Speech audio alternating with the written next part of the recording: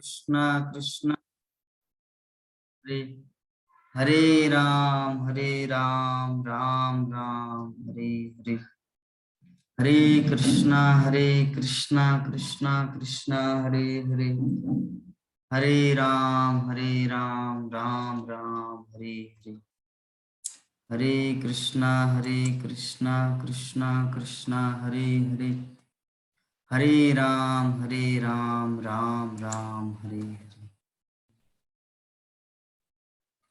तो यहाँ पर हम लोग तात्पर्य में देख सकते हैं कि यहाँ पे श्रील प्रभुपाद उल्लेख करते हैं जो भगवान के जो होंठ है, भगवान के होंठों के स्पर्श से जैसे श्वेत शंख की लालिमा आध्यात्मिक महत्व की सूचक है। हम लोग को इसको दूसरे ढंग से नहीं लेना है। जैसे एग्जाम्पल श्रील प्रभुपाद यहाँ पर दिए है, जैसे कपड़ा है, सफेद कपड़ा, मेरा क्या है, सफेद कपड़ा है, तो इसमें अगर जिलापी रंग डाल दिया जाए तो लाल हो जाएगा, ब्लू अगर डाल दिया जाए तो ब्लू बन जाएंगे। ठीक है, कुछ भी रंग हो, हम लोग जिस तरह का रंग डालेंगे सफेद कपड़ा उसी रंग का हो जाता है। तो यहाँ पे उल्लेख है कि जो शंख है वो सफेद है और भगवान लाल रंग डाल दिए, ऐसा नहीं। श्रील प्रभुपाद देखिए तात्पर्य के पहले लाइन में क्या लिख रहे हैं, यह आध्यात्मिक महत्ता का सूचक है। आध्यात्मिक महत्ता का सूचक मतलब क्या है, जैसे दूसरा एग्जांपल देते हैं। जब कुब्जा जब कंस को मतलब चंदन लेकर कंस के पास जा रहे थे, ठीक है, तो कृष्ण बलराम क्या बोले, अरे थोड़ा महक सुगंध हमें भी तो दो, इतना सुगंधी चीज ले जा रहे हैं एक राक्षस असुर के लिए। तो बोले कि आप लोग कौन होते हैं, छोकरा गांव का कहीं का, वो राजा है, राजा को देना हमारा धर्म है।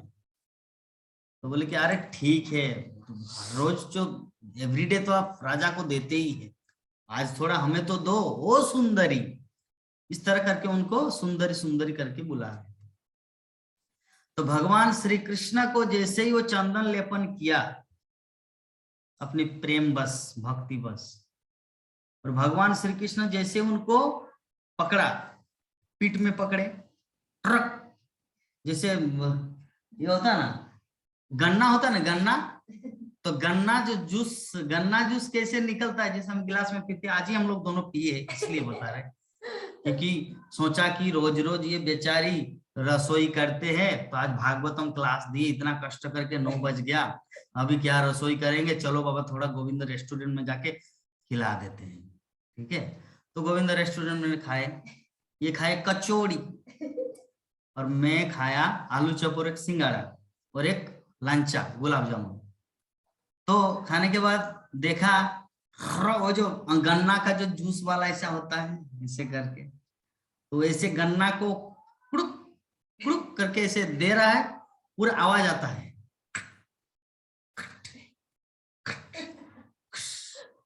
ऐसे ऐसे गन्ना का जूस घुमाते हैं, देखे है ना आप लोग? इतने बड़े बड़े हो गए क्यों नहीं दिखे? तो कुब्जा को जैसे ही भगवान श्री कृष्ण पकड़े पीछे से, और एक बार पकड़े और एक बार पकड़े, यहाँ पे ऐसे छू मंतर कर दिया, भगवान श्री कृष्ण ऐसे छू मंतर कर दिया, तो कुब्जा का शरीर, उनका पूरा दिव्य ट्रांसेंडेंटल बॉडी, पूरी से एकदम दिव्य शरीर निकल गया, इतना सुंदरी बन गई। तो इसका मतलब क्या है, हमारे प्लास्टिक सर्जरी करके लोगों को सुंदर बनाया जाता है अमेरिका में, या विभिन्न साइंटिस्ट लोग भी यहाँ पे प्लास्टिक का सर्जरी लगा, तो क्या उसको आध्यात्मिक सूचक बोला जा सकता है? नहीं, वो मेटेरियल चीज है, प्लास्टिक लगाया जाता है उसको। लेकिन भगवान श्री कृष्ण कुब्जा को जो सर्जरी की है इसे छू मंत्र, तो क्या है, भगवान श्री कृष्ण यद्यपि दिव्य है, आध्यात्मिक है, उनके संपर्क में आके ही वो पूरी तरह से ट्रांसेंडेंटल बन गए। तो उसी प्रकार ये शंख, सुध गोस्वामी जो यहाँ पे एग्जांपल देते हैं कि शंख जो है ना, जैसे ही भगवान पकड़े यार, पू करके जैसे बजाए तो पूरा एकदम लालिमा छा गया। तो लालिमा छा गया इसका मतलब वो शंख सिर्फ सफेद से लाल नहीं हुआ, बल्कि वो शंख पूरी तरह से कृष्णमय बन गया, पूरी तरह से आध्यात्मिक बन गया। तो उसी प्रकार हम लोगों को भी अपने शरीर को उस तरह बनाए रखना है कि कभी कृष्ण इस शरीर को टच करे। श्रील प्रभुपाद कृष्ण पुस्तक के किसी एक खंड में एक लाइन लिखे हैं। हम जब बोकारो में एक सबसे बड़ा एडीएम ऑफिस, ना एडीएम ऑफिस, एक बहुत बड़ा ऑफिस है बोकारो में, तो वहां पे हम प्रचार करने के लिए गए थे। तो सोचा अभी सभी लंच कर रहे तो मेरे पास टाइम है, तो कृष्ण पुस्तक को खोला और उस समय पढ़ रहे थे। तो वो घटना अभी भी याद है, 4.5 साल पहले की बात बता, 4.5 साल पहले की बात। दोपहर का समय था और मैं सोचा कि अभी तो सिक्योरिटी एक्चुअली सिक्योरिटी का सबसे बड़ा प्रॉब्लम है, बड़े बड़े ऑफिसर लोगों से मिलने के लिए सबसे बड़ा प्रॉब्लम सिक्योरिटी। तो मैं सोचा अभी सिक्योरिटी भी खाने गए, मैं चुपके से चोर की तरह घुस गया बुक बैग लेकर। ठीक है, तो अभी मुझे भी टाइम पास करना है, क्योंकि जब तक वो लोग खा के नहीं आएंगे तब तक सभी ऑफिसर से नहीं मिलेंगे। ठीक है, तो तब तक मैं क्या करूं, मेरे पास तो कोई मोबाइल नहीं था उस समय कि थोड़ा कुछ कर ले, ये गीता माता जी को फोन कर, हाँ माता जी कितना माला जप किए, ये भी तो नहीं बोल सकता है ना, उस समय गरीब था। ठीक है, तो मैंने क्या किया, वो कृष्ण पुस्तक को निकाले और वो पढ़ रहे थे। तो उस समय श्रील प्रभुपाद एक चीज जो लिखे थे वो अभी भी याद है। श्रील प्रभुपाद बोल रहे हैं कि हम लोग हमारे शरीर को इतना शुद्ध रखना है, हमारे इंद्रिय जो हमारी इंद्रिय तृप्ति करने की जो इच्छा है ना, पति को पत्नी का, पत्नी को पति का, बॉयफ्रेंड को गर्लफ्रेंड का, गर्लफ्रेंड को ये का, ये विभिन्न तरह का जो any type of sense gratification है ना, ये जो इंद्रिय तृप्ति की जो भावना है, इसको अगर जब तक हम लोग संयम नहीं करेंगे ना, तब तक कृष्ण हम लोग को देखेंगे तक नहीं।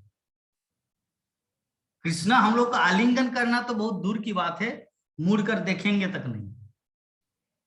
श्रील प्रभुपाद लिखे है, कभी ये कलम आप लोगों को दिखाऊंगा, अभी कहां पर है, कृष्ण 90 अध्याय है और बहुत सारा पेज है, अभी कहां पर है मुझे याद नहीं है, लेकिन ये चीज मैं पढ़ा था उसमें, शायद मूर्तिमान वेदों द्वारा कृष्ण की स्तुति या ऐसा कुछ एक चैप्टर में होगा, तो वो लाइन मुझे अभी भी एज इट इज याद है कि कृष्ण हम लोगों को तब तक, मतलब जब तक हम लोग, हमारी जो इंद्रियां हैं, इंद्रिय तृप्ति करने के लिए जो जो हमारी इच्छाएं हैं, इसको समझ पूर्ण रूप से जब तक हम लोग संयम नहीं करेंगे, हमारे साथ कृष्ण का आलिंगन करना तो बहुत दूर की बात है, वो मुड़ कर देखेंगे तक नहीं। तो ये चीज वहां पे उल्लेख था। तो इससे मुझे उस दिन इंस्पायर हुआ कि कृष्ण को पाने के लिए एक चीज करना हुआ है सेक्रीफाइस। जितना हम लोग इंद्रिय तृप्ति की वासनाओं से मुक्त रहेंगे, कृष्ण उतना हम लोग को प्रेम करेंगे। गोपियों को कृष्ण उतना क्यों प्रेम करते थे, क्योंकि गोपियों की इच्छा नहीं था कि चलिए आई आज कृष्ण से मिलने नहीं गए तो क्या हो, पति के साथ सोएंगे, उन लोग का ऐसा कुछ इच्छा नहीं था। गोपियों का पूरा प्राण धन एकमात्र कृष्ण था, जिसके कारण कृष्ण स्वीकार किए। लेकिन हमारा, अरे भक्ति होना है, वो मेरी पत्नी है तो, भक्ति होना मेरे बच्चे है तो, भक्ति होना मेरे पास अकाउंट में पैसा है तो, हमारा कृष्ण एडिशनल सब्जेक्ट है, जबकि कृष्ण को प्राइमरी देना चाहिए। जैसे इसका एग्जांपल, वर्तमान हमारा जो स्कूल जो सब्जेक्ट है, मैट्रिक परीक्षा तो दिया जाता है, झारखंड का ही बात, क्योंकि मैं झारखंड से हूं। जब तक मैं 5 क्लास तक था ना, तब तक संस्कृत को मेन सब्जेक्ट में रखा गया था, मेन सब्जेक्ट में। जैसे 6 क्लास मेरा हुआ, तब संस्कृत को एडिशनल बना दिया गया और इंग्लिश को मेन सब्जेक्ट रखा गया। एडिशनल मतलब होने से भी चलेगा, नहीं होने से भी चलेगा, that is called additional subject. तो जब तक हम लोग कृष्ण को अपने प्राइमरी में नहीं रखेंगे, तब तक कृष्ण के प्रति पूर्ण भक्ति करना, उनके प्रति पूर्ण प्रेम करना असंभव है। हम लोगों को कृष्ण को एडिशनल नहीं, एडिशनल मतलब समझ गए ना प्रभु जी, टोटा गौरंग प्रभु, एडिशनल मतलब अतिरिक्त, होने से भी चलेगा, नहीं होने से भी चलेगा। उसको बोलते हैं एडिशनल। जैसे एक दूसरा उदाहरण देते हैं, हम जब ससुराल जाते हैं तो 6 लीटर पानी लेके जाते हैं एक साथ। तो लक्ष्मी बोलती कि मैं पानी नहीं पीती, 1 लीटर होने से ही चलेगा। मैं बोला कि नहीं बाबा, मुझे तो पानी पीना है, क्योंकि पानी नहीं पीने से मुझे मरना पड़ेगा, क्योंकि पानी जल ही जीवन है। ये मेरा कॉन्सेप्ट घुस गया माथा में, इसीलिए मैं हर समय पानी पीता हूँ। क्लास के टाइम कभी कभी जो गीता माता जी जब ओवरव्यू देते हैं उस समय मैं पानी पीता हूँ, तो गीता माता जी बोलते चुप हो गया, प्रभु जी कहाँ चले गए। उनको ये होता है कि जब मैं ओवरव्यू देती हूँ उस समय प्रभु जी मतलब अपना वीडियो ऑफ कर देते हैं। अरे उस समय पानी पीता हूँ रे बाबा, ठीक है। अभी पानी इसलिए नहीं पी रहा हूँ क्योंकि मन गड़बड़ हो जाएगा, अभी भी नहीं रहा, बाद में 1 लीटर पियेंगे। ये देखिए 2-2 लीटर में पानी रखा, देख रहे हैं आप लोग, ठीक है। मैं पूरा पानी पी, तो ट्रेन में जब सफर करते हैं तो इस तरह 4 लीटर 6 लीटर पानी पूरा बैग में पूरा पैक करते हैं। तो बोलते इतना पानी क्या जरूरत है। मैं बोला कि मुझे पानी चाहिए एडिशनल। 1 लीटर खत्म तो दूसरा लीटर, दूसरा लीटर खत्म तो तीसरा लीटर, तीसरा लीटर खत्म तो चौथा लीटर, चौथा लीटर तो 5वां लीटर। इस तरह करके पूरा पानी मेरा एकदम उज्जैन ससुराल तक पहुंचना है, फिर भी पानी खत्म नहीं होना चाहिए, जल ही जीवन, ठीक है। इस प्रकार ये मेरा तो जो भी है, बोलने का भाव क्या है कि कृष्ण को हम लोग को एडिशनल नहीं रखना, उसको प्राइमरी में रखना है। प्राइमरी मतलब मुख्य रूप से, कि बच्चे मरे तो मरे, पत्नी छोड़ के चले जाए तो जाए, लेकिन कृष्ण हमारे साथ रहे। पति चले जाए तो जाए, लेकिन कृष्ण हमारे साथ रहे। भिखारी बने तो बने, कृष्ण हमारे साथ रहे, जैसे अर्जुन ने किया। अर्जुन बोले ठीक है, मुझे आपका इतना ऑक्सीजन सेना जरूरत नहीं, आपको चाहिए, आप युद्ध नहीं करेंगे कोई बात नहीं, मुझे आपको चाहिए। तो भक्त को कृष्ण को पाने के लिए प्रयास करना चाहिए, कृष्ण की संपत्ति को नहीं, क्योंकि कृष्ण को पाएंगे तो कृष्ण का संपत्ति भी ऑटोमेटिक आएगा, ठीक है। इसीलिए ये चीज हम लोग को भी करना है। महाजन जन गत सपंथा, जिससे हमारे आचार्य लोग किए हैं, अर्जुन, भीम, नकुल, सहदेव, ध्रुव महाराज, प्रहलाद महाराज, अम्बरीश महाराज, जगत गुरु शिल प्रभुपाद, हमारे आचार्य जैसे किए है, उसी अनुसार हम लोगों को भी अपने जीवन को संचालन करना है। तो शिल प्रभुपाद यहाँ पर बता रहे कि भगवान पूरे के पूरे आत्मा है और भौतिक पदार्थ इस आध्यात्मिक अस्तित्व का अज्ञान है। ये हमारा शरीर क्या है, ये मृत है। आत्मा नहीं रहेगा तो ये पूरा कीड़ा खाएगा, कुत्ता खाएगा, बंदर खाएगा, बंदर नहीं खाते ना, बंदर नहीं खाते ना, हाँ बंदर नहीं खाते, गिद्ध खाएंगे, चील खाएंगे। अगर जैसे होता है ना, जब उसको मिट्टी के अंदर तोप दिया जाता है तो कोई वन का जंगली जानवर उसको उठा के खाना शुरू करते हैं। इस संबंध में मुझे घटना याद है, मेरे गुरु महाराज बोल रहे थे कि एक्चुअली जब किसी का मृत्यु होता है ना, उसको जला देना चाहिए, उसको जला देना चाहिए। क्यों? क्योंकि वो जो आत्मा है ना, चीज को समझिए आप लोग, बहुत ध्यान से सुनिए। जब व्यक्ति का मृत्यु होता है तो उनका कुछ आसक्ति रहता है इस शरीर को लेकर, या इस संसार को लेकर, उस परिवार को लेकर। तो आत्मा जैसे ही शरीर को छूटता है तो आत्मा वहीं पर घूमता है प्रेत बनकर। और कभी कभी क्या होता है कि अगर उसको मिट्टी में दफनाया जाता है ना, उस शरीर को, उस शरीर के प्रति बहुत आसक्त रहता है, तो मिट्टी में दफनाया जाता है तो आत्मा वहीं पर वास करता है। इसीलिए शमशान घाट में भूत रहता है। ये भूत कोई मिथ्या चीज नहीं है, भूत ओरिजिनलिटी है, लेकिन हमारी तरह स्थूल शरीर में नहीं है, इसलिए आंखों से दिखाई नहीं देता, लेकिन भूत होते हैं। इस तत्व को समझना है। लोग बोल सकते हैं अरे भूत मूत कुछ नहीं होते, लेकिन नहीं, भूत होते हैं। भूत अलग चीज है, हमारी तरफ पंच स्थूल शरीर से बना नहीं है, स्थूल शरीर नहीं, वो सूक्ष्म शरीर है।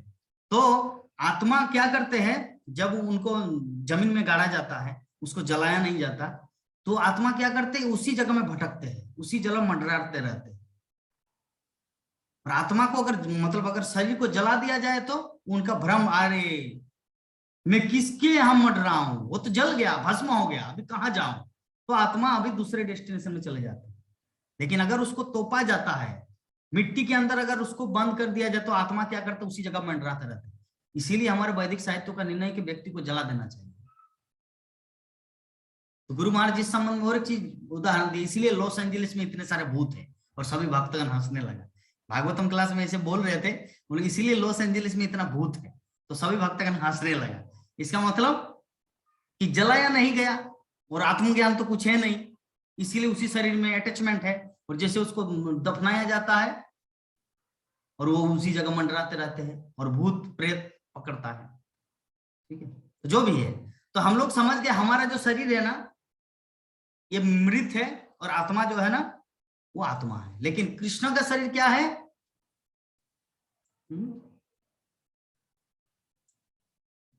कृष्ण का शरीर देखिए शिल प्रभुपाद तात्पर्य में क्या लिख रहे हैं,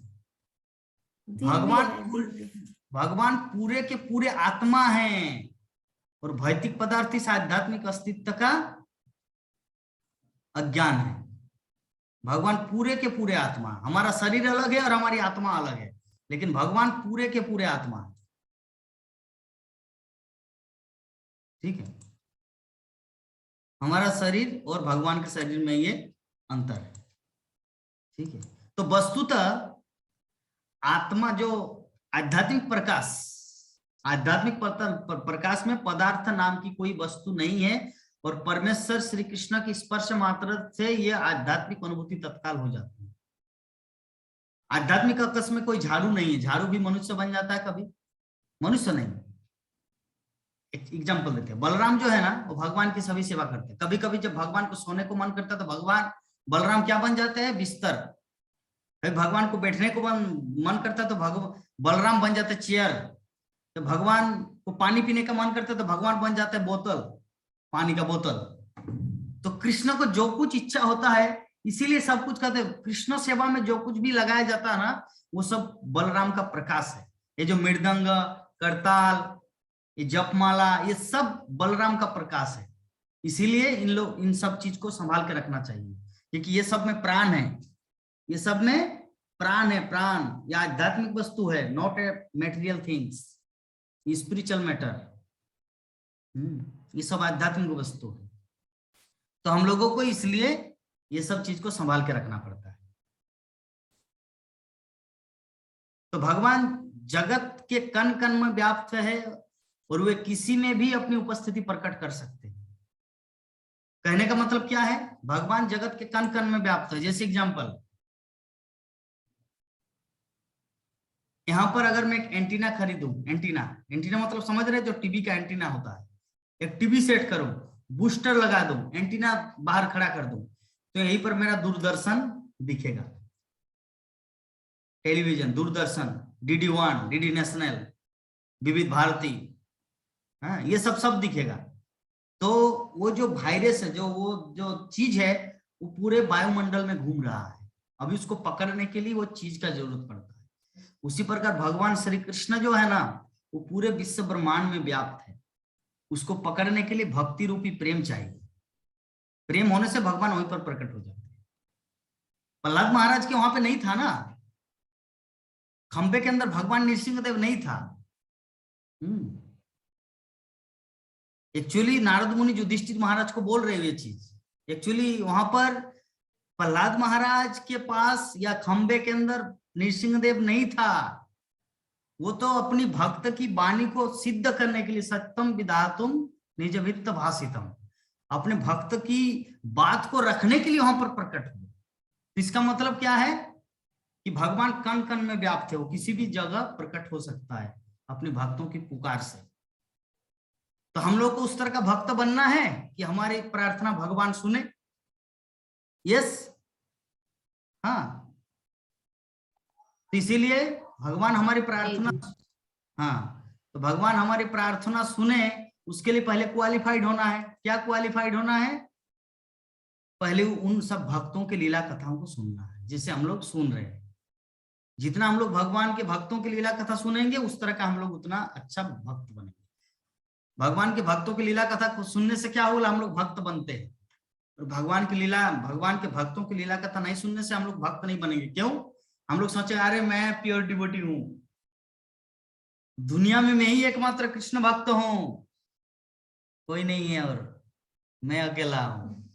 हमारे घर में लहसुन प्याज नहीं खाते, बाकी लोग सब होटल में चला रहे, मैं कृष्ण भक्त हूं।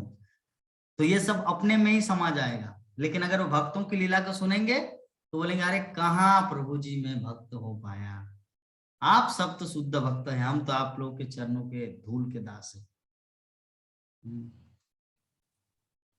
ठीक है।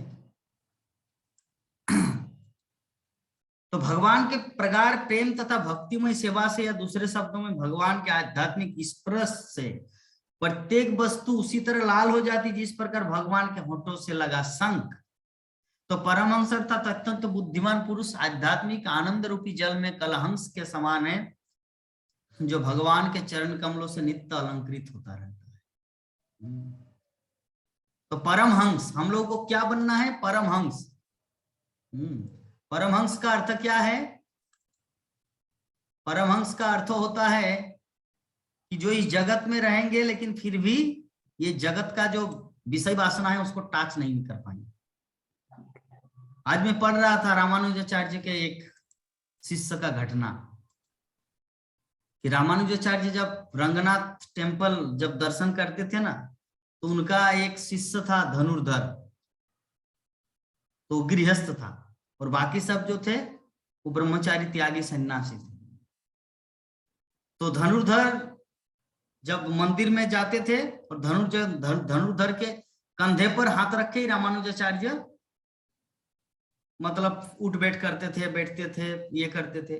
तो बाकी सारे जो त्यागी अर्थात ब्रह्मचारी सन्यासियों का थोड़ा ईर्षा हुआ, अरे प्रभु जी तो एकमात्र गीता माता जी का ही नाम ले रहे, हम सब भी तो भक्त है। मतलब एक्चुअली रामानुजाचार्य तो एकमात्र धनुर्धर का ही मतलब सब कुछ ये कर रहे हैं, हम लोग भी तो भक्त है। तो उन लोगों का ईर्षा होने लगा धनुर्धर का, मतलब धनुर्धर का नहीं, वो सब त्यागियों का। अभी एक दिन की बात है, एक्चुअली रामानुजाचार्य सोचे इसको तो प्रमाण करना है कि धनुर्धर कितना अच्छा भक्त, धनुर्धर मतलब गृहस्थ, धनुर्धर कितना सुंदर भक्त है, उसको प्रमाणित करने के लिए एक प्रोग्राम किया। क्या प्रोग्राम? अपने सभी ब्रह्मचारी शिष्यों को बताया, एक काम करो, आज जब धनुर्धर आएंगे ना यहाँ पर कृष्ण कथा सुनने के लिए, भागवत कथा सुनने के लिए, तो बहुत देर रात तक हम कृष्ण कथा उनको सुनाएंगे। आप लोग उनके घर में जाके जितना कुछ अलंकार, ज्वेलर्स, सब कुछ चोरी करके ले आना। तो बोले कि हाँ गुरुदेव, पॉइंट तो बहुत अच्छा है, क्योंकि हमारे मंदिर में भी डोनेशन हो जाएगा, मतलब कुछ चलता रहेगा। तो अभी क्या किया, धनुर्धर जो है गृहस्थ भक्त जो है, वो यहाँ पर रात को हरि कथा सुन रहे हैं और उनकी पत्नी घर में सो गई है। अभी त्यागी सन्यासी जो है रामानुजाचार्य की जो शिष्य, ये सब वहां चले गए धनुर्धर के घर में। तो धनुर्धर के घर में जाके सोना गहना, मंगलसूत्र, चूड़ी, बाला, ये वो सब कुछ वो ये करके बटोर के, और उनकी पत्नी जो सो रहे थे तो ऐसे करवट ले ये है, तो एक हाथ की जो बाला है तो ये ऐसे करवट है ना, तो जब तक ये करवट नहीं घूमेगी तब तक तो ये वाला भी नहीं ले सकते। तो उसकी पत्नी को ये सब पता है, वो जगी है लेकिन आंख बंद है कि ये सब चलिए हमारे गुरु भाई लोग आके कुछ चोरी वोरी कर रहे तो चलिए बाबा अभी डिस्टर्ब नहीं करेंगे, वो लोग को लेने की इच्छा है, मतलब जरूर कुछ अच्छा कल्याण कार्य के लिए ही करे, तो चलो मैं डिस्टर्ब नहीं करूंगी। तो जब सब कुछ मेरे शरीर से भी खोल के सब कुछ लिए, तो ये जो हाथ में जैसे दबा हुआ है, जब तक मैं करवट इसे बदलूंगी नहीं तब तक तो लोग ले नहीं पाएंगे। तो जैसे वो करवट बदले तो चोरों को, मतलब सन्यासियों को पता चल गया कि ये लड़की, मतलब ये माता जी अभी जागने वाली है, तो उसको ना लेके ये सभी भागे। तो भागने के बाद रामानुजाचार्य के पास पहुंचे, गुरुदेव ऐसा घटना है, सब कुछ ले आए, किंतु एक चीज रह गया। तो जो भी है वो साइड में संकेत किया, गुरुदेव तो प्रवचन कर रहे हैं धनुर्धर को, वो साइड में ब्रह्मचारी शिष्यगण ऐसा करके मतलब संकेत दिया कि हम लोग काम तमाम कर दिए। तो अभी रामानुजाचार्य बोले कि धनुर्धर एक काम करो, रात बहुत हो गया, आप भी विश्राम के लिए चले जाओ, मुझे भी रेस्ट करना है। बोले ठीक है गुरुदेव, दंडवत प्रणाम करके चले गए। तो देखा कि उनकी पत्नी जागी हुई है। बोले कि क्या रे यशोदा, या क्या नाम था, कि आप अभी तक सोए नहीं? बोले कि नहीं, एक्चुअली ये घटना हुआ तो मुझे चिंता है। बोले कि क्या चिंता? कि हमारे गुरु भाई लोग आए थे, घर का सभी तो सामान पत्र ले गए, लेकिन ये जो चूड़ी मतलब ये इस हाथ में जो बाला था, हाँ, सोने का, तो मैं सोच रही थी कि इसको भी दूं, इसलिए मैं करवट बदली। तो ऐसे सोच के वो लोग भाग गए डर के कि मैं जग गई। तो बोले कि आपको करवट नहीं बदलना चाहिए था, आपको जस्ट हाथ को ऐसे आगे कर देना चाहिए था ताकि वो लोग खोल के ले जाए।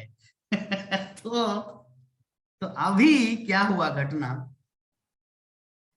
ये चीज तो रामानुजाचार्य जैसे ही धनुर्धर को घर जाने के लिए बोला था, तो प्रवचन खत्म होने के बाद, तो रामानुजाचार्य अपने त्यागी शिष्यों को बताया, एक काम करो, धनुर्धर के पीछे पीछे आप लोग भी जाओ, कि एक्चुअली उनके घर में क्या घटना हुआ, थोड़ा आप लोग मुझे इन्फॉर्मेशन दो। वहां तो सीसीटीवी कैमरा नहीं था कि रामानुजाचार्य जी यहाँ से लैपटॉप में करके देखे, तो बोले कि आप लोग जाओ। तो धनुर्धर जैसे पहुंचे और ये सब घटना, बोले कि क्या हुआ रे वसुंधरा, या ऐसा कुछ, बोले कि वही मैं, तो आपको ऐसे करवट नहीं बदलना चाहिए था, आपको ऐसे हाथ आगे कर देते तो वो लोग खोल के ले जाते। तो ये चीज त्यागी शिष्यों को पता चला, सुने पूरा कान से, और रिटर्न आए अपने गुरुदेव रामानुजाचार्य को सुनाए। तो बोले कि गुरुदेव ऐसा ऐसा घटना, बोले कि देखो देखो इसको कहा जाता है निष्प्रिय आदर्श गृहस्थ। ये एक दिन की घटना है, ठीक है। दूसरे दिन में क्या हुआ, सभी स्नान करने के लिए गए कावेरी नदी में शिष्यगण। तो रामानुजाचार्य सबका जो कोपिन है ना, कोपिन मतलब अंडरवेयर, उसी बोल कोपिन, कोपिन है ना, तो एक का कोपिन दूसरे के जगह में जो रस्सी होता है, कोपिन जो बांधा जाता है कमर के नीचे, लंगोटी, लंगोटी, यस। तो इधर का कोपिन उधर, उधर का कोपिन इधर किए। रामानुजाचार्य वृक्ष के नीचे से देख रहा है, कमाल। तो अभी सभी तो स्नान करके उठे, मेरा कोपिन आपके पास कैसे गया, आपका डोरी मुझे, मेरा डोरी, इस तक पूरा उन लोगों का हल्ला मोहल्ला, पूरा झगड़ा चालू हो गया। तो रामानुजाचार्य, हाय रे मेरा शिष्य रे, सन्यासी शिष्य रे, गृह त्याग करके सब कुछ करके आए और एक कोपिन के लिए झगड़ रहे हैं। और देखो धनुर्धर जो घर में बैठे हैं गृहस्थ जीवन में, यार कितना पूरा सोना अलंकार सब कुछ चोरी जेवरात सब कुछ फिनिश, भिखारी की तरह हो गए, लेकिन फिर भी उनके मन में यही इच्छा है कि चलिए भगवान की कृपा से गुरुदेव की सेवा में सब कुछ लग गया, अभी मैं निष्प्रिय भाव से भगवत भजन कर पाऊं। तो इसको कहते भक्त, ठीक है। तो इस प्रकार हम लोग देखें, तो जब मैं पढ़ रहा था तो इतना सुंदर लिखा है, मैं सोच रहा था कि चलिए गीता माता जी को इसको फॉरवर्ड कर देंगे क्या बुक्स को।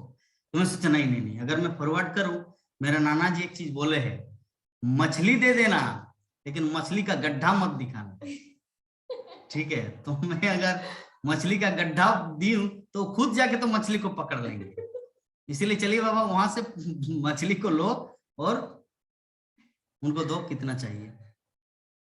ये आचार्यों का, हमारा मेरा नाना जी ऐसे बोलते थे कि कोई भी ज्ञान जो है ना, ज्ञान को इस तरह प्रेजेंट करो ताकि उनको भक्ति प्राप्त हो जाए। अगर आप खुद उसको वो चीज दे देंगे हेडक्वार्टर के रूप में, हो सकता है उसको उतना उसको सम्मान नहीं दे पाए, इसीलिए आप उनको भक्ति दो। तो ऐसे मेरा नाना जी बोलते थे। उस समय में दोपहर में जब पढ़ रहा था, मैं सोचा तुरंत गीता माता जी को फॉरवर्ड कर दूं, लेकिन बोले नहीं नहीं अभी नहीं, पहले इसको सुनाना है भक्तों को। तो इस प्रकार हमारा आज का जो श्रीमद् भागवतम प्रथम स्कंद 11 अध्याय का श्लोक संख्या 1 और 2 हम लोग पाठ किए। तो इस संबंध में अगर किसी भक्त के हृदय में किसी प्रकार की कुछ जिज्ञासा, कुछ इंक्वायरी, प्रश्न है तो आप लोग पूछ सकते हैं। यद्यपि समय हमारा 6 बज चुका है, जस्ट अगर प्रश्न रहेंगे तो 5-10 मिनट हम लोग लेंगे, फिर कथा को विराम देंगे। हरे कृष्णा। हरे कृष्णा प्रभु जी। हरे कृष्णा। वो 2 नंबर श्लोक का सबसे नीचे में प्रभु जी क्या है, काल हंस करके कुछ लिखा है सबसे नीचे में। कलंस मतलब क्या है? अच्छा रुकिए, तब मुझे देखना पड़ेगा क्योंकि मैं तो उसको इंटू कर दिया, मुझे फिर से इंग्लिश देखना पड़ेगा। वो तो मैं भी कंफ्यूज था एक्चुअली क्या है। एक सेकंड रुक जाइए। कलहंस का अर्थ क्या? कलहंस मतलब यहाँ पे शायद राजहंस का वर्णन है। अच्छा तब तक कोई किसी का दूसरा प्रश्न, वो माता जी का हम तब तक निकाल रहे हैं English book. Hare Krishna.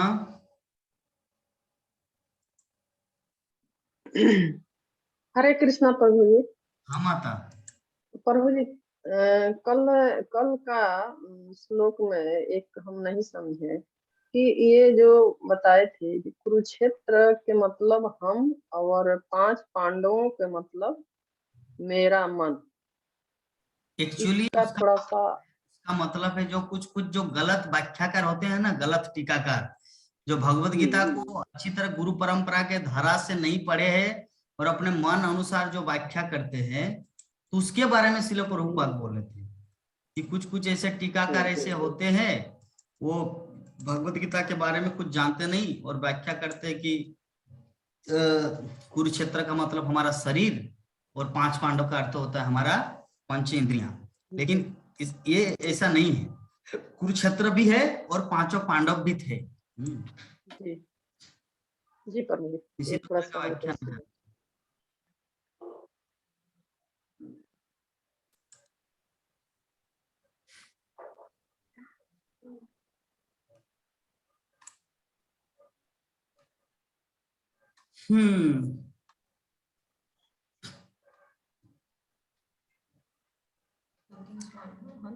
By ardent love and devotional service to the Lord, or in other words, by spiritual contact with the Lord, everything becomes spiritually radiant like the conceal in the grip of the Lord, and the Paramahansa, or the supremely intelligent person, plays the part of the ducking swan in the water of spiritual bliss. हंस, ducking स्वान, स्वान मतलब हंस होता है। हाँ, कल हंस मतलब राजहंस, राजहंस कहा जाता है। ठीक है माता, कल हंस मतलब राजहंस और हंस इटर्नली डेकोरेटेड बाय और किसी का कुछ प्रश्न है? एक्चुअली राजहंस का अर्थ होता है जैसे पानी और दूध अगर एक साथ में अगर दिया जाए तो दूध को पी लेते, पानी को फेंक देते। उसी प्रकार जो परमहंस होते हैं वो इस जगत में रहते हुए भी भक्ति को ले लेते हैं और फालतू चीज को छोड़ देते हैं।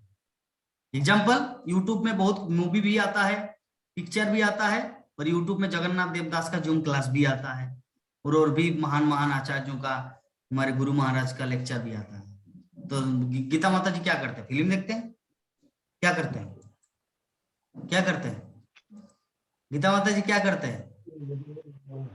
मैं नहीं देखती पिक्चर वगैरह। मैं क्या यही करते हैं वो पूछा। आपका, आपके गुरु महाराज का सबका देखती हूँ, सुनती हूँ। यस, वो आध्यात्मिक लेक्चर को देखते। तो हम लोगों को वही करना है। मोबाइल है हाथ में, फेसबुक है, सब कुछ है, लेकिन उनमें जो अच्छा चीज है उसको लेना है, फालतू चीज को फेंक देना। चलिए, ममता माता जी का कुछ प्रश्न है? प्रभु, राजहंस और परमहंस दोनों अलग है ना, एक ही है? नहीं, एक्चुअली राजहंस जो है ना, राजहंस को ही परमहंस कहा जाता है। एक्चुअली राजहंस जो है ना वो रियलिटी में हंस है, और परमहंस जो है ना वो मनुष्य को परमहंस कहा जाता है। जैसे राजहंस दूध और पानी मिलाने से पानी को फेंक देता है और दूध को ले लेता है, तो उसी प्रकार परमहंस पानी अर्थात संसार और दूध मतलब भगवत भक्ति। तो राजहंस और परमहंस एक ही व्यक्ति का दो। जैसे बोलते हैं ना, अरे तुम तो शेर हो, इसका मतलब अरे तुम तो बब्बर शेर की तरह हो, इसका मतलब वो बाघ नहीं है, शेर नहीं है, वो शेर की तरह है, मतलब वो क्वालिटी है के जैसा शक्तिशाली। हाँ, बल है। उसी प्रकार राजहंस जो है ना वो जो हंस है पक्षी, और परमहंस जो है ना वो महात्मा को कहा जाता है। ठीक है जी जी जी, हरे। और किसी का कुछ प्रश्न है हमारे अर्जुन मधुसूदन प्रभु जी का?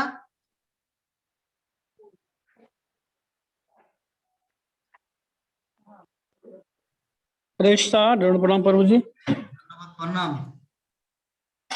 हाँ प्रभु जी, एक हमारा सवाल है अपना घर का। ठीक है, हमारा घर का मैटर से, वो जो हमारा घर में अगर किसी का शरीर छोड़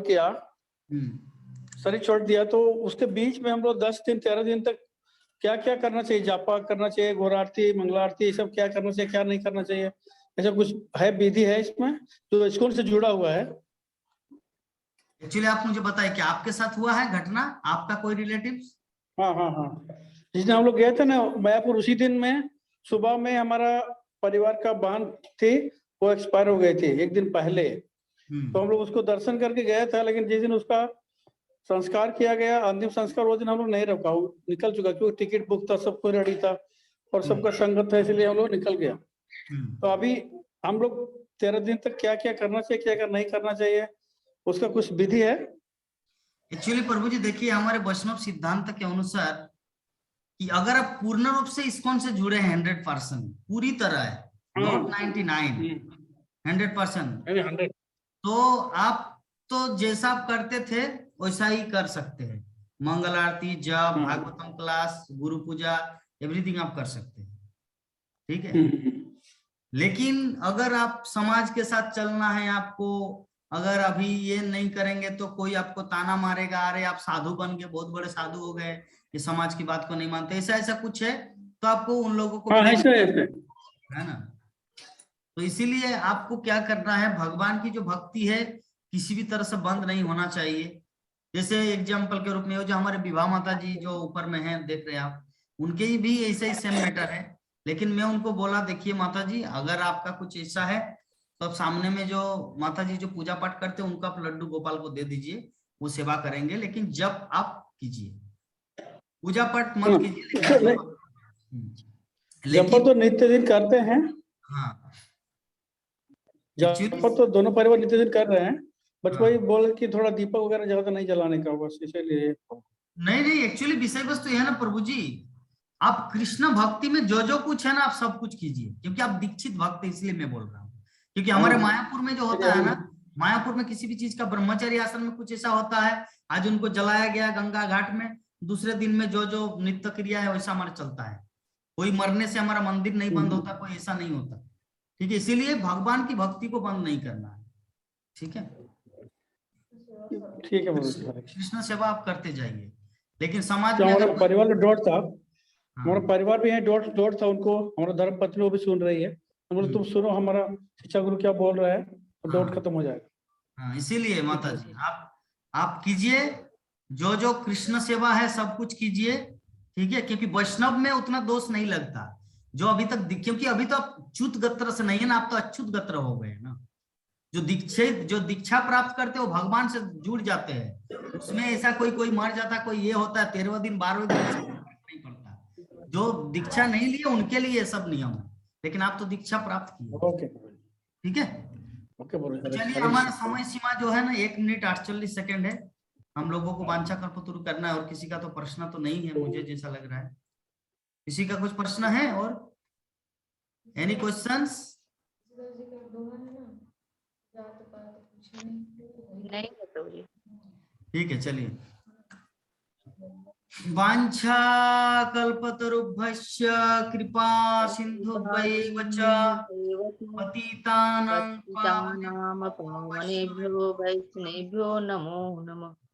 वो जो प्रभु जी का जो कौन मतलब देहांत हुए हैं, उनके लिए 3 बार हरे कृष्ण महामंत्र करेंगे, उनके उद्धार के लिए, कल्याण के लिए। और विभा माता जी के लिए भी जो कोई गुजर गए उनके लिए 2, उनके लिए भी 3 बार, टोटल 5-6 बार हम लोग करेंगे ये, जब तक कितना 1 मिनट समय है।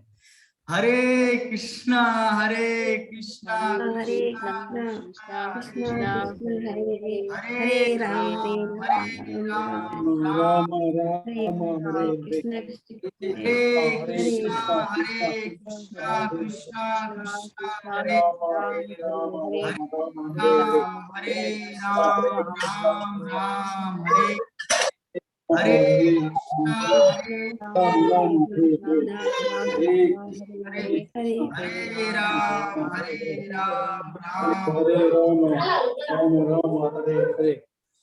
हरे कृष्णा कृष्णा हरे हरे राम राम हरे हरे हरे